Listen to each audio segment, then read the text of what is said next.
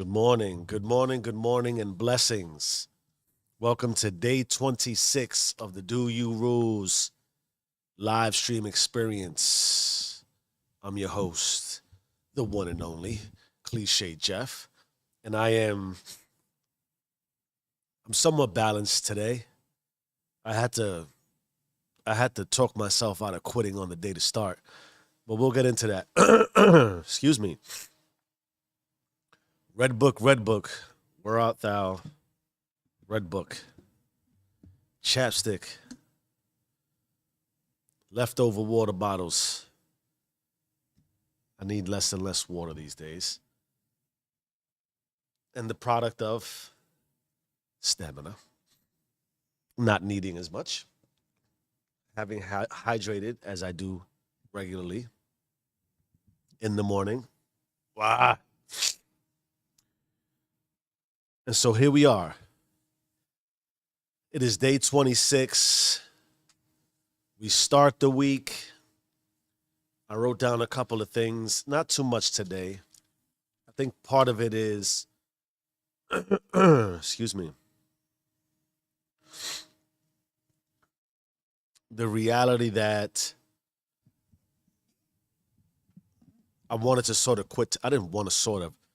I definitely went through the process of not coming on today. I went through the process of waking up.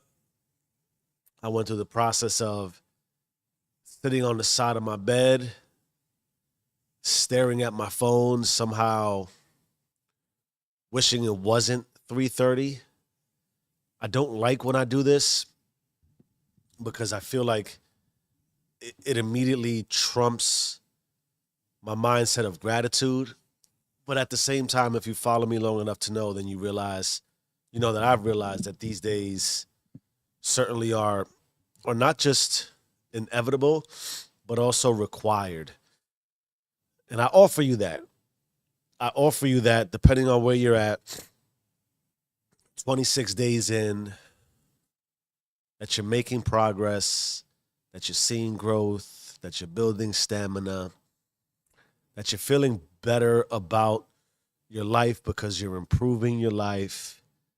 And there's still going to be days when you sort of want to quit on yourself. And those days are really powerful for me for a multitude of reasons. There's, one of the things I wrote down was, do you listen to yourself and who is speaking, right? And the who's speaking is less about the realization that I might have multiple voices in my head. Oh. What time is it? Today she speaks. Today she speaks. I thought it was funny. My wife had this epiphany. I guess it was an epiphany. Makes me wonder what other people are thinking. I like to think about what other people are thinking. But I was upstairs getting myself prepared for my shutdown process. She's like, Jeffrey, come here, come here, come here. I gotta show you something. I gotta show you something. Wait till you see what I found. And I get nervous, but I could tell in her voice it wasn't anything crazy. Like the house wasn't burning and the children were fine. So I run down into her office and she has the Alexa recordings pulled up. I can't get comfortable with my mic today. See, that's part of everything is telling me to quit and stop recording. Life is like that, right? It's just those days. We fight, we push. And so she has the Alexa recordings. Did you say something to Alexa at 9:48 p.m.? I got to bed really late last night. And so I said, yeah. And she said, look, she caught everything you said. So I put the headphones on, I press play, and it's me asking Alexa to lower the volume by 10. So I said, well, this is expected. I spoke to her. She said, yeah, but she's recording it. I said, I don't know what you're looking for. And so she starts turning stop listening, stop listening, stop listening, which I thought was hilarious. One, I don't know what we expect when we have things that listen that are voice enabled. They got to listen. Two, if you don't like it, turn it off. You can't have technology both ways. I'm a technologist. I like technology. Does it bother me that Alexa might be listening? I guess. But do I like saying Alexa and having her do what I ask her to do? I do. So I just got to trust the process. I think sort of was big about that for me too is I'm not saying it's a pessimistic view,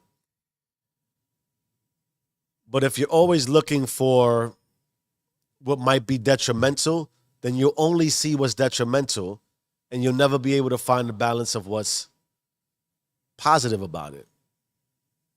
And then, of course, you sort of weigh it. This is what I'm getting from it. It works well. I keep it. There's drawbacks to everything. Everything is not 1,000% going to be favorable. There's going to be some things that are not so favorable. You weigh it. Can you accept what comes with it that isn't so favorable? If you can, I don't want to focus on it. I feel like it takes too much of my time. I don't know if it's the placement of this microphone. Something about it is not where I want it to be. Anyway, it's 4:27 a.m. I don't think I'll stay past 5 today. Set a timer for 5 a.m. Still trying to find a rhythm and pattern with my words and my flow.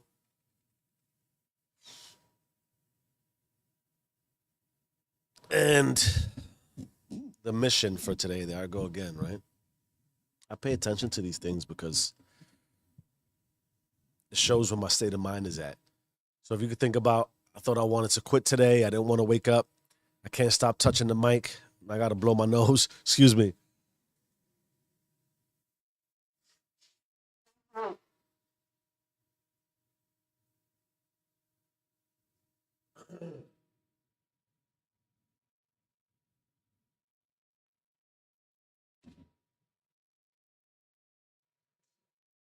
Ba-da-ba-da-ba-ba. You are still tuned in to the Do You Rules live experience. I am still your host, Cliche Jeff, and I am still out of my fucking mind because there isn't much else to do but lose your mind at 4:28 when you don't really want to be up. And I don't. I don't. As much as I love life and thank God for the blessing of life, and I prayed today and repeated so many things I'm grateful for because I knew I needed it because I don't feel life today. See the body language, crossing my arms. Here's the thing, too. I pick up on all these things. I can feel it because I asked the question, right? What did I ask again? Let me go through it to re-inspire myself. Who's speaking and do you listen to yourself? Man, I play with these things regularly because I believe in it. I go through these things constantly because I believe in it. And the belief I have in it is that I can make myself better. I can rationalize the experience of life. I can reason with myself. And when I can do all these things, then I can create a better life experience.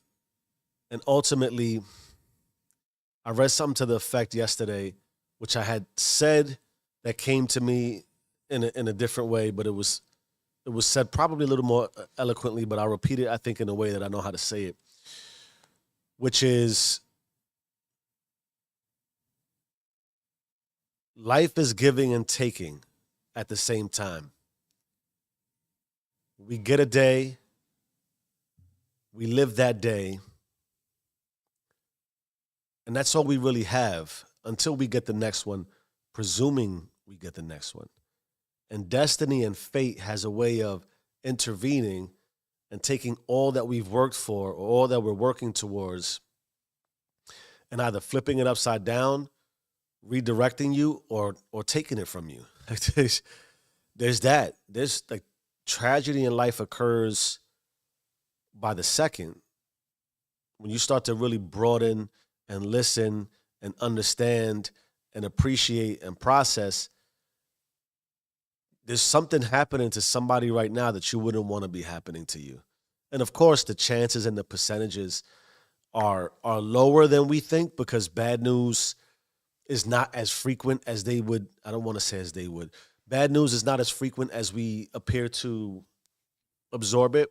One of the interesting facts I've learned as I've gone through my self-improvement journey and doing my best, making my best attempt to accrue knowledge and wisdom is that the news was initially put out only as quote unquote good news.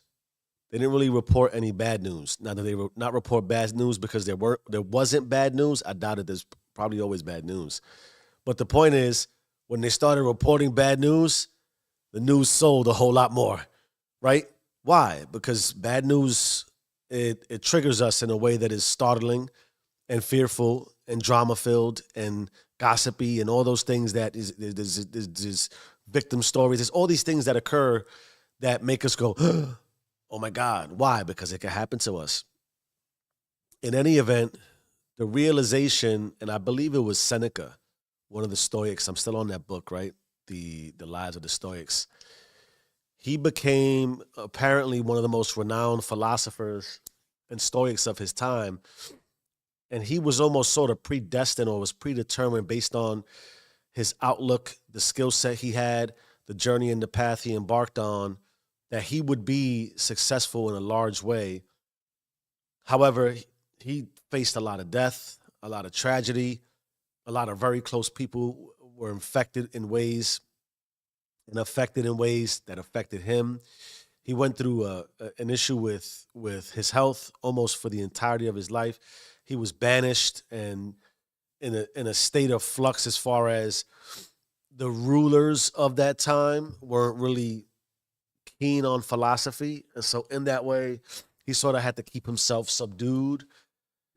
And ultimately, he wound up being reinstated in his 50s to nurture someone named Nero, who would be the king, I believe, of Rome at that time. They didn't get along, and Nero was one of the worst rulers in history. It was deemed psychotic, and he went through a lot of things where he was so jealous and envious and fearful that he ruled that way. And as he was inundated and overwhelmed with power and authority, and power and authority can do certain things to us that we may not realize power and authority would do until you receive power and authority. And so I asked that question too, as I try to get into my point that I was making as I go off in somewhat of a tangential form. What would you do if you were given power and authority? I could answer that in a way in that we all have power and authority over ourselves. You have power and authority over yourself. You are the creator of your life, whether we accept that consciously or not. So in that way, what are you doing with your power and authority today? What are you doing with your power and authority today? You have, we've been blessed and given power and authority over our life. And what you do with the power and authority of your life, over your life, of your life, will likely dictate and determine how you handle additional power and authority given to you in your life. One of the things I've learned in my leadership experience that was said recently in one of the speeches I was listening to, I believe, by Alan Watts. My career was not able to flourish and blossom until I was able to relinquish authority. That's when I was able to really start to build teams, manage teams, scale teams, and have a level of success that was indicative of true growth, innovation, collaboration. It was healthy, culture, all those things that you would think you need and are required to establish an identity for a team, for a unit, for a group and a collective. It didn't really come to me until I released authority. Now, ironically and interestingly, and I'll get back to the point with Seneca and what he said about day to day and all we're really given. And it comes down to essentially, can you live every day so that if it was your last day, we maximized that day? And I'm paraphrasing, but ask yourself that question. We're so hell-bent on looking out into the future. We're so hell-bent on revisiting the past. We like to talk about the moment, but yet a lot of us rest our heads in a way that says, damn, if I don't get tomorrow, it's going to suck.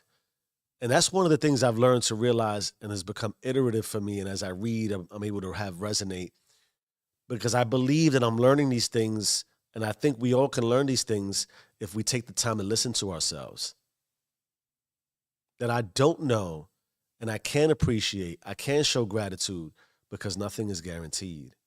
So, in that way, I'm grateful for the ability to say, I wanted to quit today, but here I am. I'm grateful for the ability to say, I'm this finite creature that can only focus and do so much. But if I just focus and do as much as I can for what I'm focused on doing, then that'll suffice. And I can lay my head at night and say, maybe I didn't achieve what the greatest person in life could achieve from a success metric perspective. But relative to what I'm doing, I've been pretty successful. Relative to what I'm building and establishing, it's pretty successful. I did everything I said I was going to do. I'm following my rhythms and patterns and habits. I'm creating a life for myself that's worth repeating. And in that way, I can address all the things I need to address foundationally, the virtuousness I seek, the ethics I choose, God who I put first, my family who's part of my creation. I can do all these things effectively. It's not to say that the outcomes are as scripted as I can be. For I wake up at 3:30. I do this. I pray until 4. I get my hydration. I get like all those things. Everything else is not as literal. Back to my point about releasing authority, relinquishing control, delegating, delegating authority, releasing and delegating. The ability to release in order to delegate. I can be the CEO of whatever I want to be the CEO of. I'm the CEO of my life, but I have to also delegate authority to my body, to my subconscious, to flow the way it needs to. If I think it shouldn't be overlooked. The little things. The little things are so much bigger than we realize. But if I talked about the autonomic nervous system and what it does and the power in it, the fact that you don't have to think about breathing. You don't think about it because you don't have to think about it, but if you stop breathing, you would stop living. Pretty important, right? If your heart stop beating, you would stop living. Your heart beats automatically. You don't say beat heart, beat heart, beat heart, right? You don't tell your liver to filter and all those other things that go on in your body automatically. Those things occur. So in that way, whether you are conscious of it or not, you delegate authority to your body to do what it needs to do. In the same way, you delegate authority to your subconscious to go seek and find what you speak to it consciously. Hear what I'm saying? If 5% of our world is conscious, 95 is subconscious, what you do when you're conscious impacts your subconscious. Your subconscious is unbiased, unprejudiced, and will do whatever you tell it to do and listens to everything you tell it. What are you saying to yourself? Who's listening? Who's watching? How are you delegating and releasing authority? Very important. And so in that way, roles and responsibilities, I can be very comfortable delegating and releasing authority when I understand that everybody's in the perfect position, perfect, right? I think that's not the precise word.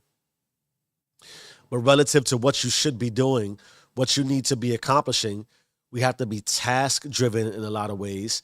Also, I believe life is so much more operational than it is innovative, because you can't always be innovative the way you can't always be conscious. At some point, you have to know where you're going, and then you go. And then so there's an operational requirement to do what you're supposed to do, sort of like a lean theory. There's some Six Sigma principles as far as you think of it like a conveyor belt. If anything on the conveyor belt stops conveying, for lack of a better term, then the entire process is broken and fractured. Nothing else can continue to flow through. So the mechanics and the mechanisms that keep you operationally functioning at all levels, body, mind, and spirit, how are you delegating authority and releasing and having the ability to be consciously successful in that way? And when it came to business, there's a trust factor, but also I think it's important to realize I trust everyone to do exactly what I've learned to trust them to do. And in that same way, I don't try to put anyone in a position that they would be in that would lead them to fail. That's also part of my responsibility, right? It's part of what I believe I've been gifted at. I know where to put people to be successful. right? In sports, in football, you wouldn't ask a running back to throw the ball. You just wouldn't. You wouldn't ask someone who is a defender to play offense. And somebody's going to say, oh, I'm talking about, the large majority. If you're on offense, play offense. If you're on defense, play defense. In a sport where you could do both, basketball, when you're on defense, don't think about offense. When you're on offense, don't think about defense. Right? What is your role and responsibility? What position are you playing? And then if you're sort of the overseer and the orchestrator of your life, then how can you delegate authority and control? That's also faith. I talked in one of my episodes that's coming up. The faithless scare me the most. The faithless scare me the most because they don't believe in themselves. They delegate authority in a way that says, I'm releasing all the faith I have in myself in order to believe someone's coming to save me. And that tells me it's because you don't believe that you yourself can accomplish what it is you think you need to accomplish. That's difficult. The delegation of authority, the releasing of what you can and can't control, which really you can't control anything. You think, yeah, you can put yourself in a position. You can help create an environment.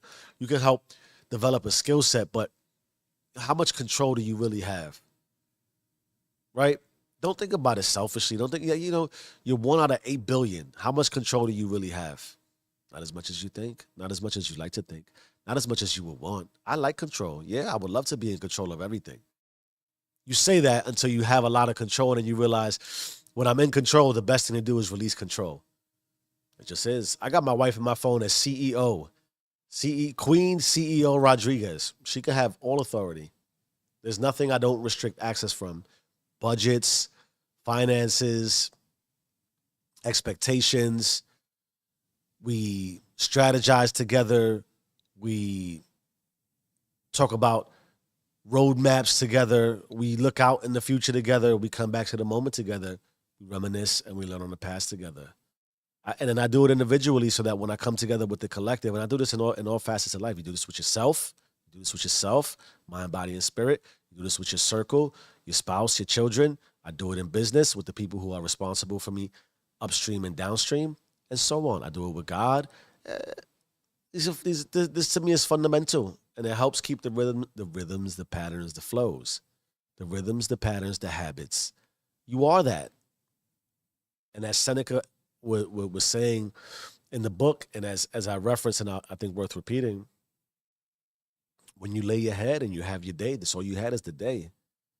And if you have a rhythm and a pattern and a habit of not maximizing your day, well, then every day you do get is not maximized. That's your rhythm and your pattern and your habit. This is not me. This is not me saying anything you don't already know. This is the logic speaking.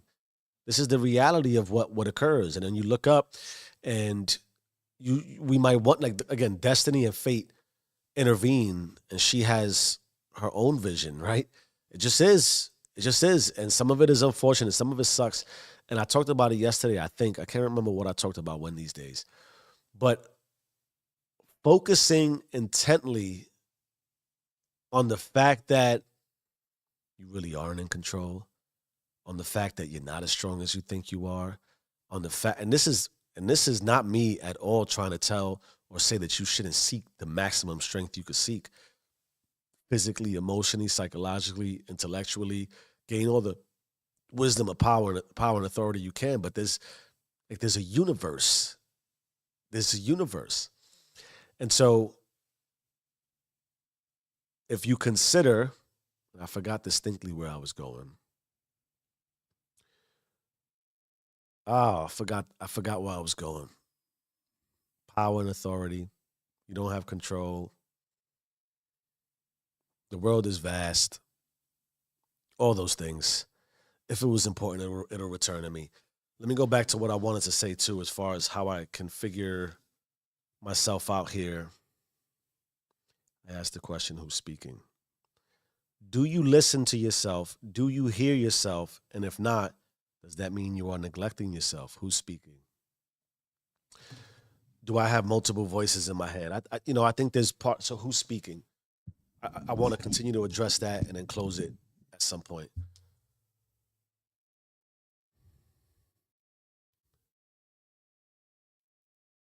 I believe because we can reflect on past, present, and future, then I can speak as a past and a previous version. I can speak as a future version, and I can speak as right now. I think it's all important because the idea of dumping anything, especially who you were, I think just creates animosity. It creates a suppression, and you push down and hide elements that would help you move forward otherwise. You can't and you can hide it from the world. I think that's a lot of the reason why restarting fresh in a new career, a new office, a new job, a new environment, a new circle, a new group, you go somewhere. Environmental changes are the biggest factor towards new growth. And a lot of it is because if you just click on cliche Jeff today, day 26, and this is your first experience, and you don't, I got 43 years on as far as trips around the sun, and this is all you're getting from me. This is all you know from me. So you're creating and contextualizing based off just what you see right now. You have no idea who I really am behind the scenes. You have no idea what it's like when the curtain is closed and I'm off stage, right? But in that way, and you can surmise, and this is when we start to judge and criticize and try to observe because it's natural, and also from the perspective of influence and acceptance and deciding if I want to. If this is all a relational thing. This is you click subscribe and you get into somebody's channel and you establish community. That is you're considering what that means. What does that represent for you? Because it's natural. You're giving the if you and this is why I believe this is important to right. You're providing me the greatest asset and commodity you have, which is time. I take time. I've learned to take time very seriously. I take my time very seriously, and so in that way, it's like the snapshot. We get videos and we get sent videos and they go viral for whatever reason they go viral. And forget the obvious egregious things. And maybe some things aren't so obviously egregious, but we make determinations so much in the moment, particularly when we just see somebody who's new to our environment, new to our feed, new to our new to our visual stimulations. And then we believe we have a full picture. It's not like that. But in that way, I, the person who's delivering the content, whether intentional or not, and presenting myself to you in a way that I now want to be accepted, which is inclusive really of everything I used to be, because I no longer want to be that. But if I hide that, I run the risk of it coming out one day when I really don't want it to. The idea of practicing becoming someone new, improving regularly, is not to be dismissive of who you were and all you've done and all that you've been through, particularly the things that you don't necessarily want to repeat or wouldn't be proud of. Yes, it's one of my fears. It's one of my fears to think that at some juncture, you think about cancel culture. Imagine that someone says something or has said something 10, 15 years ago, and it surfaces today.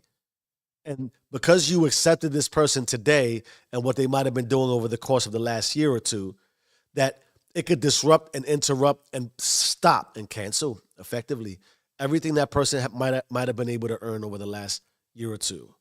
Because now what you've seen from 10 years ago doesn't align with the person that's here today. So now because they used to be that, but they've learned to be this, you somehow feel like you've been hoodwinked. And maybe we were. There's additional context we need. But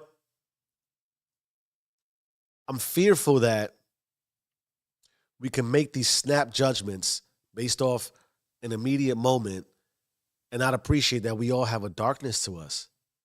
And whether it's documented or not, you know it.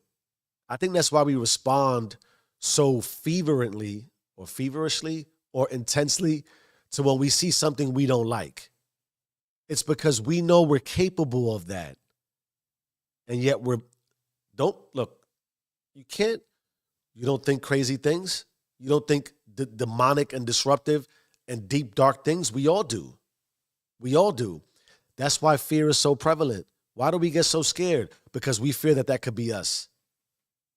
And in that same way, when we see it's not us, we leverage it and say, see, look, somebody's worse than I am. Think about what I'm saying here. Break it down to the logic. That's why we're not as accepting, or that's why it's very particular who we decide to choose, who can get away with what, and who we can accept and forgive in a way that says, yeah, I can see why you would do that. I would do that too, given the circumstances.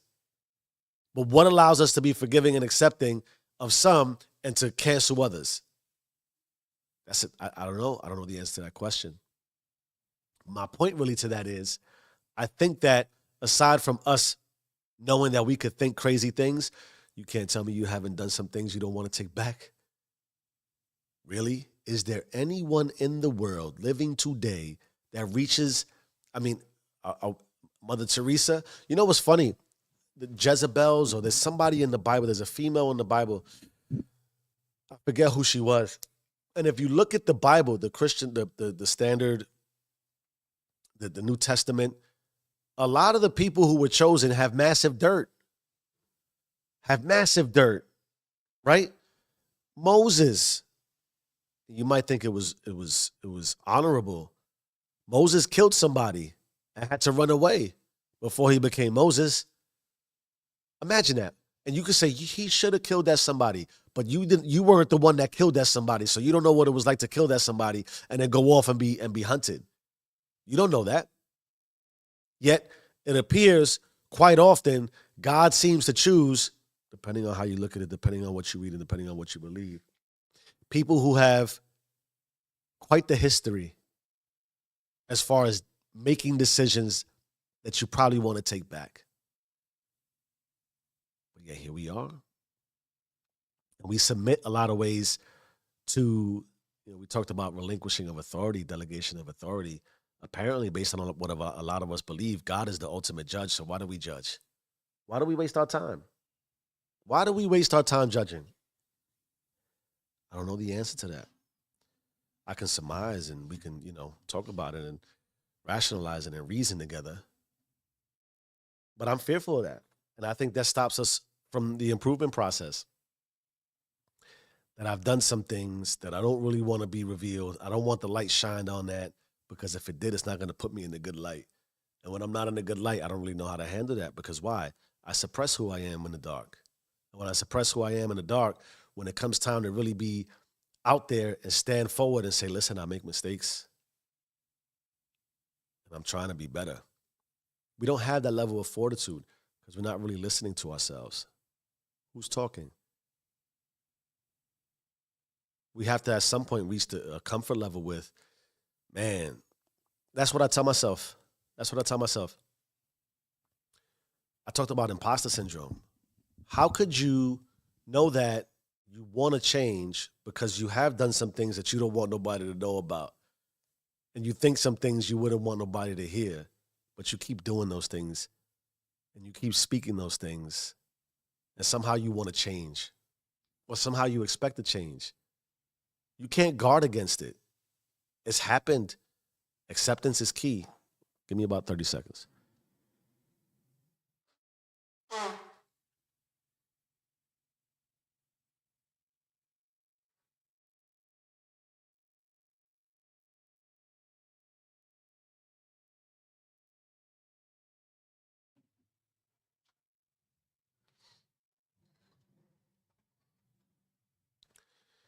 Welcome back to the Do You Rules live experience. It is approximately 4:55 a.m. I am tired as fuck. And I'm starting my week. I had a great week, and now we kick off a new week, and I started wanting to quit. Thank God I didn't. I'm not, almost 90 minutes into my day. I've gone through a prayer. I've gone through some gratitude. I've gone through some difficulties mentally, spiritually, emotionally. I'm still here. So what I was saying, what we were talking about, sort of is eluding me again. Ooh. Oh, man. Yo, I am not lifting today. I was going to jump rope for cardio because I don't feel like running outside and getting cold down to the bone today. But I don't know that I'm gonna do that either. I might take a full physical rest day. Why? Who are you listening to? Right? There we go. I'm back in my rhythm and my pattern because I make it a habit to talk myself through. I don't stop talking. Ooh, I just keep going and I keep flowing and I keep living my life. Accept me or don't. I accept myself, you know, even when I'm uncomfortable, even when I want to quit, even when I'm not feeling it, even when I might consider that this might be the worst thing I'm doing, even when I might consider that I sound stupid, even when I think it looks terrible, even when I don't gain a follower, even when my analytics go down, even when I'm not seeing what I want to see, even when I pray and I don't receive, all those things I keep doing and I keep pushing. Why? Because I said I would. And that's the part of me that I never want to resurface, which is I've quit. I've said it before. I don't want to quit. So who's speaking? If it's the past you, don't, don't, don't suppress. I offer you that. Or do.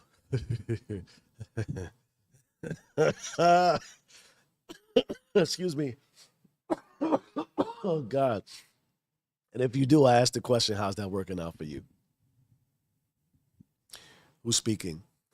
Then there's, I just stretched my body. I'm yawning. And there's a reality to I need to listen when my body speaks. I believe a lot of times we get deep into what the flesh is saying and not acquiescing to the flesh. Some of it is kind of like don't give in to the cravings of the food that you don't need to eat. Don't give in to the pain that comes with whatever you're trying to do to grow yourself. Don't give in to the allure, the seductiveness of life. Avoid constantly trying to satisfy and acquiesce and give in to the flesh because the flesh is weaker. The flesh is susceptible. The flesh can be seduced. And so we have to learn to do that. However, in the same way, don't ignore your body. I, you know, it's not to say you got to be 1,000% perfect. I talk about 80-20. 80-20 is important to me because in a lot of business, a lot of what you see in business, successful business people, you got to accept some risk and some deficiencies. Now, if you want to go be 1,000%, 100%, go ahead. I'm not suggesting you cannot. What I'm saying is if you stretch out your body and everything is sore, down to like your toenails, right? And you can feel pain in your bones and you do a quick reflection and introspection and you're like, man, the last 3 workouts I've had, the amount of miles I've put in, the amount of cardio, et cetera, the lack of sleep. I went to bed at 11 last night. It's part of the reason why I wanted to quit. It's part of the reason why I gave myself an out today. But we're talking about right now, who's talking or what did I say? Who's speaking? It's 5:00. I'm gonna end soon, but I don't know how soon. But I'm gonna finish my thought here. Who's speaking? You can't. Not that you can't. We shouldn't ignore when our body speaks to us. Now, I believe in the self-improvement journey and process when we talk about delegating authority, when we talk about unity, when we talk about being harmonious and being succinct. Succinct. When we've talked about the togetherness and the collaborative approach of mind, body, and spirit, I trust my body. You have to learn to trust your body. You learn to trust your body by not giving into temptation, learning what that feels like, by putting it through some pain, learning what that feels like, by watching it grow, learning what that feels like. And then you got to have some sensitivity and some compassion to your body that when your body speaks and says, yo, you're hurting me. How how am I hurting you? You're literally injuring me. Not good. No bueno. You might want to stop that. We're a little too sore. It's not that we can't push through, but do we want to push through today? Or do I need to let it rest? Right? These are all things. When the body speaks, we listen. I listen. I try to understand what it's saying. What are you saying? What do you need? Right? Recovery is massively important. Sleep patterns massively important. I did cold showers and cold baths for a year. I learned to love and hate it, and I consider, do I want to go back into that? I don't know yet. But saunas, warm baths, Epsom salt, bubble baths with bubbles that help release stress, warm towels on your forehead, whatever you got to do to go through recovery. Figure out how to recover, because in the same way, if you just keep beating your body up and beating your body up and beating your body up and ignoring and neglecting your body, when it speaks to you, your body's not going to perform for you. How could it? Think about it. 1 second.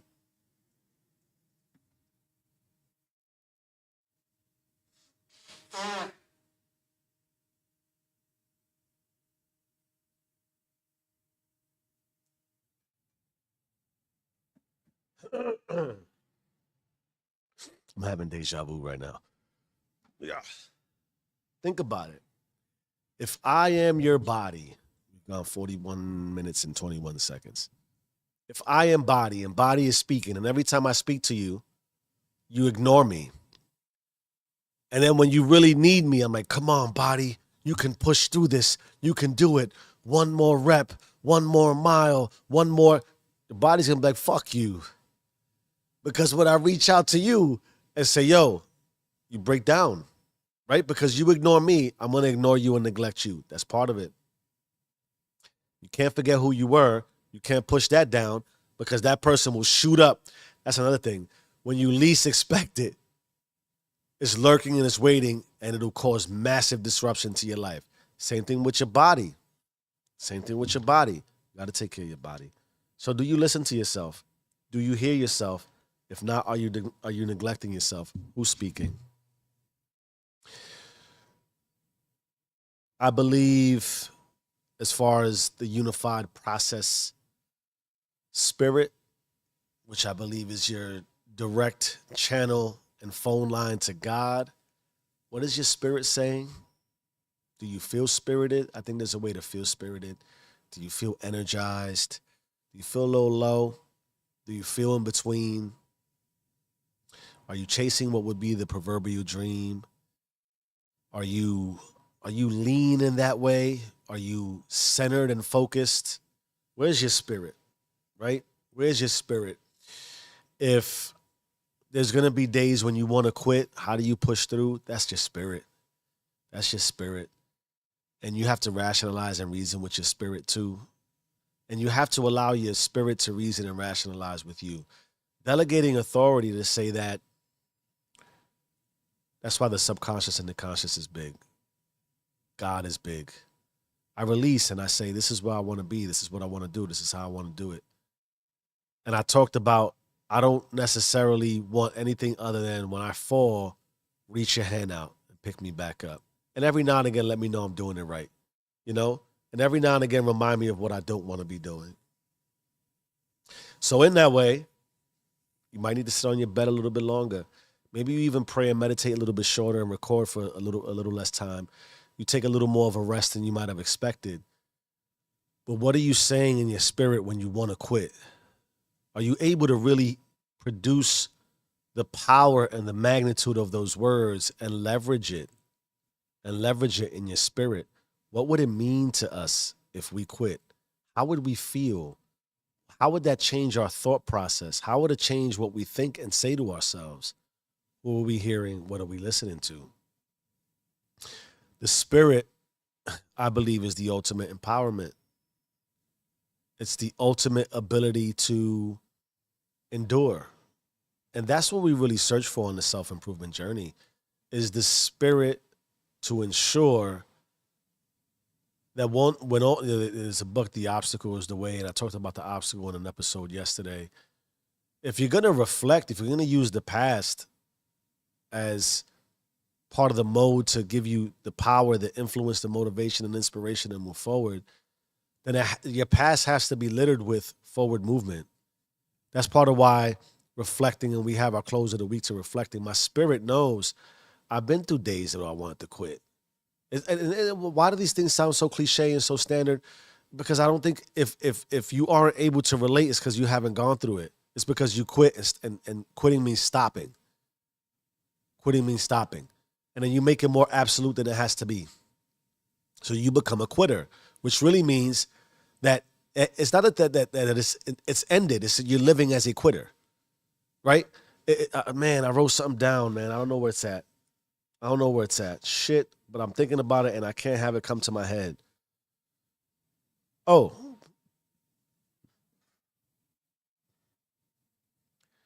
what does it mean to be successful? What does it mean to be unsuccessful? Unsuccessful doesn't mean that you failed. It means that you are not currently being successful because currently you are not doing anything for success, which means really what are you doing? Right? In the way that I quit, that makes you a quitter because you're still alive. You're living unsuccessfully. It's finite. Eventually you tap out. But we talk about the day-to-day with Seneca, ensuring you maximize your day. The day is all you have. If you keep quitting on the day, you are living as a quitter. If you keep repeating things that are unsuccessful, then you are living unsuccessfully. If you don't follow your spirit, you are unspirited. That is where we got to center ourselves with. That is our guiding light and our principles. What is my spirit telling me I should do? Are you listening? Can you hear me now? Those commercials, can you hear me now? Can you hear me now? Can you hear me now? What is your spirit saying to you? Because regardless of what you feel, and regardless of whatever else you're hearing and listening and is infiltrating your mind and your spirit, your mind and your thoughts, your spirit will carry you forward. So long as I've learned, your spirit is pointed in the direction you really want to go. If your spirit is not pointed in the direction you really want to go, you won't move. And if you don't move, you won't be able to look back and say, oh, I've overcome. Why? Because every time there's an obstacle, you'll just stop. Every time it gets difficult, you won't do it. Or you'll pivot. You'll try to avoid it. And now what is your spirit saying to you? Think about it. So I'll close with that. Who's speaking? Are you listening? Please don't neglect yourself, or do. It's your life. Change your mind, change your life. I am who I say I am. Do you and stay rich.